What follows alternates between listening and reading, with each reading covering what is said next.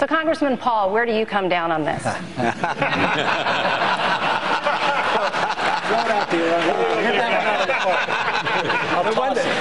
One thing I might say that we have made some inroads on the Federal Reserve. We passed a bill last year. We got a partial, audit of the Fed, and we've learned a whole lot. They were dealing in $15 trillion.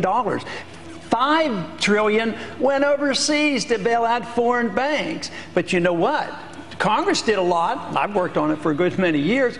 But Bloomberg helped and Fox helped. They had court cases, Freedom of Information Act. And there are some even at this table who didn't think auditing the Fed was such a good idea that we could call up the Fed and ask them, and they would tell us what they're doing. I've been calling them up for 30 years, and they never tell me. But we're getting to the bottom of it. But if you want to understand why we have a problem, you have to understand the Fed, because the cause comes from the business cycle. We shouldn't be asking what to do exactly with the recession. Obviously, we have to deal with that. But you can't cure the disease if you don't know the cause of it. And the cause is the booms. When there are booms, and they're artificial, whether it's the CRA or whether it's the Fed easy credit, when you have bubbles, whether it's the NASDAQ or whether it's the housing bubbles, they burst. And when they do, you have to have corrections, and that's what we're dealing with. And we can do this by building coalitions and not sacrificing any principles. Juliana? Let me go to housing. What would you do? Would you get the federal government out of housing? Yes. Absolutely. I mean, there's no need to. Look at no Freddie Mac, no Fannie Mae, nothing. That's where the distortions come. That's where the moral hazard comes from. That's where the malinvestment, overbuild.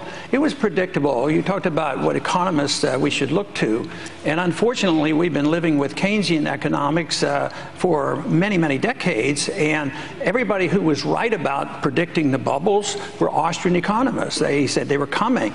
And yet they're also saying, and I agree with them, that everything that we're doing right now is wrong. So what we did with the housing bubble, yes, we had too many houses. It was glaring in our face. The bubble was doomed to burst, and it came because of Fannie Mae, Freddie Mac, easy credit, and also Community Reinvestment Act. So who got into trouble? The people who did the speculating, the Wall Street, the derivatives market. They got the bailout. They got privileges. So what happened to the middle class? They lost their jobs. They lost their houses. This whole system is all messed up. And what I hear here is just tinkering with the current system and not looking at something new and different. And it's a free market economy without a Federal Reserve system, with sound money. If you don't have that, you're going to continue with the bubble. And this propping up this debt and keeping the correction. You need the correction. You need to get rid of the malinvestment and the debt. The debt is the burden on the economy. All right, we'll be back. All right, Congressman Paul. Since the Federal Reserve is the engine of inflation, creates the business cycle, produces our recessions and our depressions, the Federal Reserve obviously is a very important issue. And fortunately tonight we have a former director of the Federal Reserve at Kansas City. So I have a question for Mr. Kaine. Mr. Kaine, in the past, you've been rather critical of any of us who would want to audit the Fed. You said you've used pretty strong terms that we were ignorant and that we didn't know what we were doing. And therefore, there was no need for a Fed audit anyway, because if you had one, you're not going to find out everything because everybody knows everything about the Fed. But now that we have found and we've gotten an audit, we have found out an awful lot on how special businesses get, bailed out. Wall Street, the banks, and special companies, foreign governments.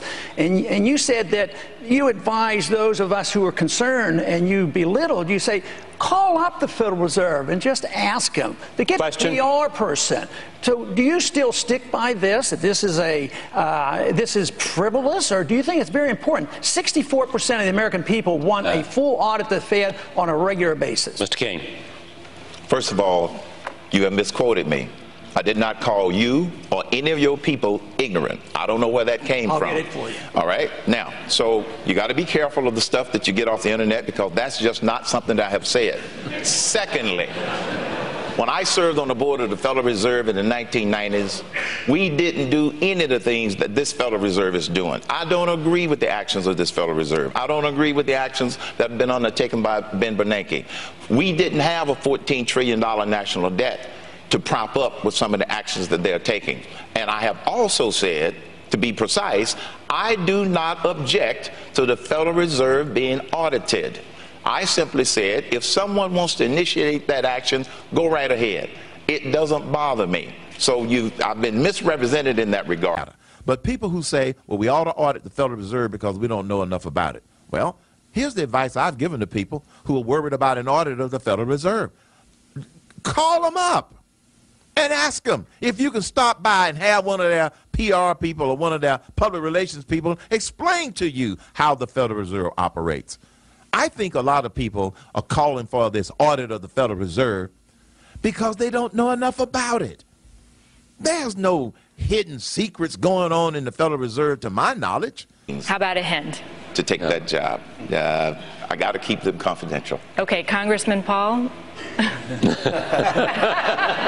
Spoken like a true insider. No, Alan Greenspan was a disaster.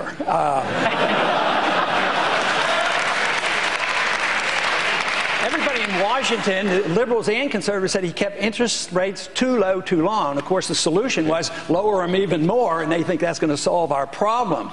But if I had to name one person that did a little bit of good, that was Paul Volcker. He at least knew how to end or help, end the inflation.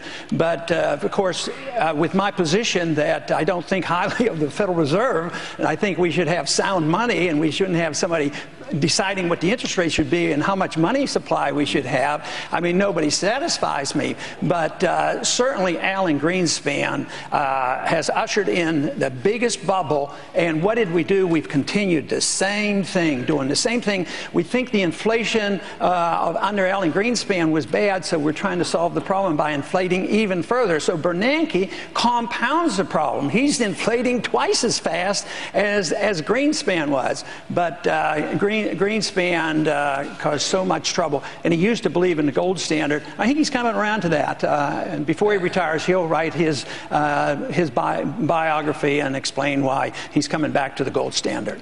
I want to go from a gold standard to a... No. I just want to add one quick thing. Dodd-Frank obviously is a disaster. It's estimated it's going to cost $1 trillion. I think one of the reasons we're not getting anywhere, and we're not getting anywhere in Washington, it's a partisan fight. It's a fight over power, because Sarbanes-Oxley, which was done by the Republicans, it cost $1 trillion too. It's repealed that too. I mean, if you look at what we've done as Republicans, we have caused a lot of problems. To say it's all in these past 2 years, I mean, I think that is so misleading. That's why the American people are sick and tired of listening to the politicians. All right, I want to bring my colleagues in. Karen. Governor. Congressman Paul. My motivation, my goals has always been to promote liberty, believing that's what made America great. If we want prosperity, if we want peace, we understand what the cause of liberty is all about. And we have to understand that a free market system and sound money gives us the prosperity. And it also is the humanitarian program, because once you get into the welfare state and the socialist state, it all backfires. So if you care about people, you believe in liberty, that's what made America great, that's what I want to restore.